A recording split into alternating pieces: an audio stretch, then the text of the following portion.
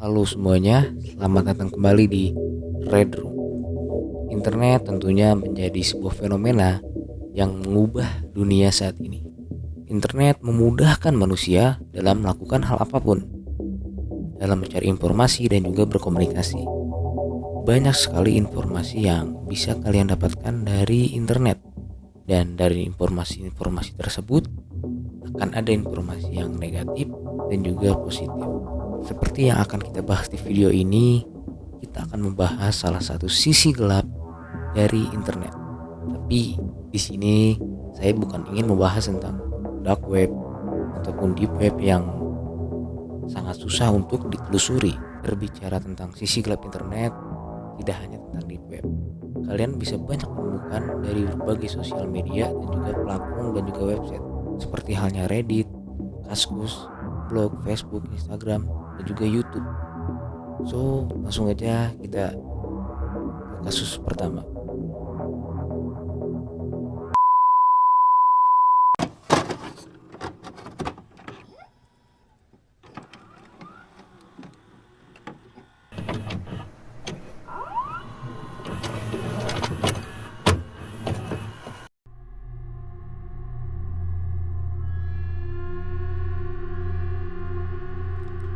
Bill Mead.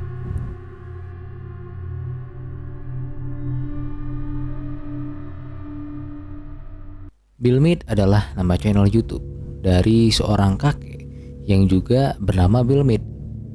Channel ini bergabung di YouTube pada tahun 2014. Di channel Bill Mead ini, dia sering membuat konten tentang agama kekristenan. Dia kerap berkhotbah dan juga memuji Yesus di channelnya. Namun, channel ini hanya berumur 4 bulan dengan video yang diupload sebanyak 71 video dan ada 16 subscriber pada saat itu. Bisa kita lihat dari video-video yang diupload oleh Bill Mead, banyak orang-orang yang awalnya menganggap bahwa video dari Bill Mead ini video yang sangat creepy dan juga menyeramkan. Padahal dia selalu bersemangat ketika berkhotbah dan juga menyeruakan kekristenan di videonya. Memang waktu itu para penonton channel Bill tidak mengetahui apa yang sebenarnya terjadi pada Bill. Barulah ketika di video upload terbaru Bill, ada seorang subscriber yang bertanya tentang apa yang sebenarnya terjadi pada Bill. Dan ternyata Bill sedang berjuang menghadapi penyakit kanker mulut. Dan baru kita sadari bahwa selama 4 bulan terakhir, ketika dia mengupload video-video tersebut, penyakit kanker mulutnya ini semakin parah dan membuat wajahnya, sedikit aneh. Semakin hari pun kondisinya semakin memburuk. Lalu di video terakhirnya yang dia unggah pada 21 Oktober 2014 dengan judul 10 jam operasi di hari besok, dengan penulisan huruf kapital semua. Dan anehnya, videonya itu tidak memiliki suara. Bahkan setelah Bill mengupload video itu sekali lagi, tetap tidak ada suaranya. Namun setelahnya, dia pun memposting sebuah tulisan di YouTube-nya yang dimana dia ini meminta doa kepada para subscribernya agar dia dan dokternya itu selamat dalam operasinya. Dan setelah itu tidak pernah ada update lagi dari channel YouTube Bill Mead ini. Dan setelah saya melihat video-video Bill Mead, jelas saya bersimpati pada Bill dan saya penasaran mencoba menggali lebih dalam tentang profil Bill ini. Namun ketika saya melacak kembali pada channel YouTube-nya dan juga halaman Google Plus-nya, baru kita bisa mengetahui bahwa Bill ini adalah seseorang yang tinggal di California. Dan ternyata dia juga memiliki istri yang bernama Doris. Dan setelah melakukan penggalian lebih dalam lagi, ternyata kita mendapatkan informasi yang mengejutkan bahwa Bill ini telah meninggal sebulan setelah operasi kanker mulutnya. Dan dengan semua video dan juga kejadian yang Bill alami, Tentu dalam kondisi kesehatannya yang semakin parah, yang semakin buruk, setiap harinya dia tidak pernah ragu dan juga menyerah dalam menyerukan keyakinannya. Rest in peace, Bill Mead.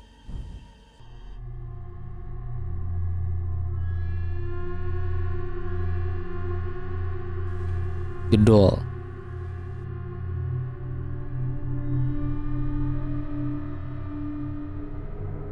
Ada salah satu channel Redditor yang bernama r/ghost.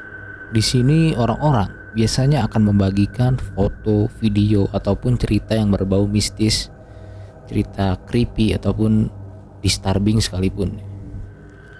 Sampai pada akhirnya pada tanggal 30 Juni ada akun pengguna Reddit yang bernama u/enigmaslike209.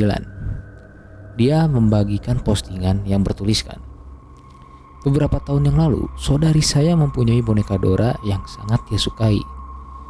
Boneka itu dapat menggerakkan kepalanya secara elektrik karena boneka itu memerlukan baterai.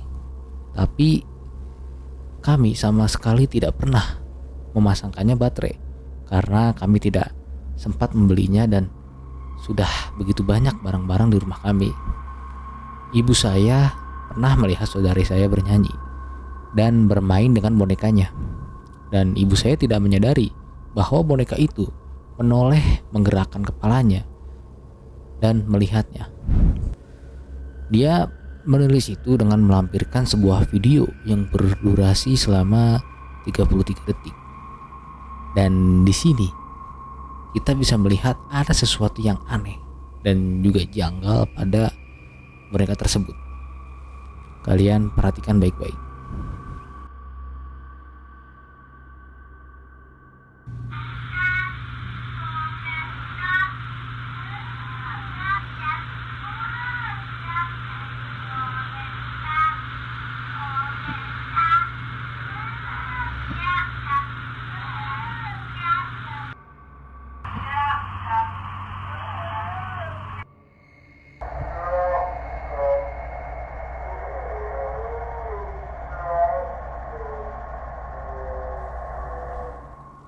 Jadi pada video ini kita bisa tahu bahwa ibunya ini sedang merekam putrinya yang sedang bernyanyi karena menurutnya itu lucu.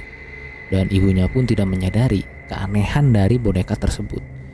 Sampai pada akhirnya video itu ditujukan kepada sang ayah dan ayahnya pun menotis ada sesuatu yang aneh dan juga janggal pada boneka itu. Dia melihat boneka itu menoleh sendiri kepada istrinya ataupun kepada ibu dari putrinya tersebut. Lalu di postingannya, Enigmas Like ini menjelaskan lagi pada postingannya bahwa ia memang tidak tahu pasti kejadiannya karena dia sedang tidak ada di rumah. Pada saat itu hanya ada ibunya dan adik perempuannya saja. Dan boneka itu pun pada malamnya itu langsung dibuang oleh ibunya. Dan video ini sebenarnya memang video yang sangat menyeramkan, yang sangat creepy menurut saya. Tapi pastinya kita harus tetap berpikir logis sebelum kita menyimpulkan sesuatu dari video ini, terutama video yang berbau mistis ataupun paranormal seperti ini. Kalau dari sudut pandang saya sendiri, mungkin ada beberapa hal yang bisa kita perdebatkan. Pertama, ia bilang bahwa itu bisa bergerak secara otomatis jika diisi dengan baterai. Tapi permasalahannya, apakah ada bukti bahwa boneka itu ketika direkam benar-benar tidak ada baterai di dalamnya? Atau apakah ini semua hanya rekayasa atau ini settingan belaka? Tapi jika memang ini benar-benar terjadi, maka ini adalah video yang sangat-sangat menyeramkan menurut saya, karena video ini berhasil merekam aktivitas paranormal yang tidak biasa.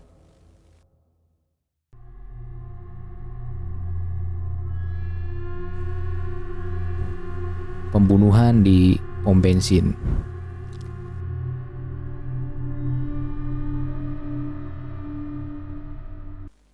Jadi pada hari Minggu dini hari tanggal 10 Februari 2019 di salah satu pom bensin di Hall County, Georgia, ada pasangan suami istri yang sedang menepi dari jalan tol menuju rest area ataupun pom bensin. Dan mereka parkir di pom bensin tersebut, dan pada saat itu keadaan pom bensin terlihat sedikit sepi. Dan dari video yang diunggah di Snapchat selama 30 detik ini akan memperlihatkan kita kejadian yang paling mengerikan dan menakutkan dalam hidup mereka. Video ini juga sempat diupload di berbagai sosial media yang lain dan menuai banyak sekali respon dari para netizen.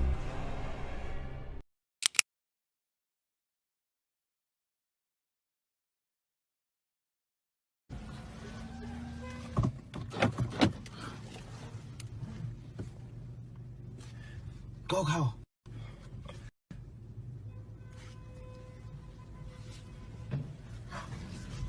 Yo. Look, he has his gun out.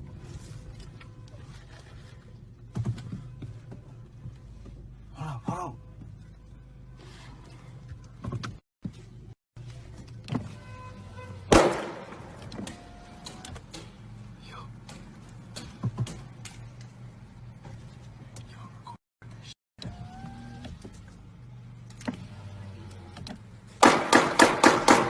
Yo. Go.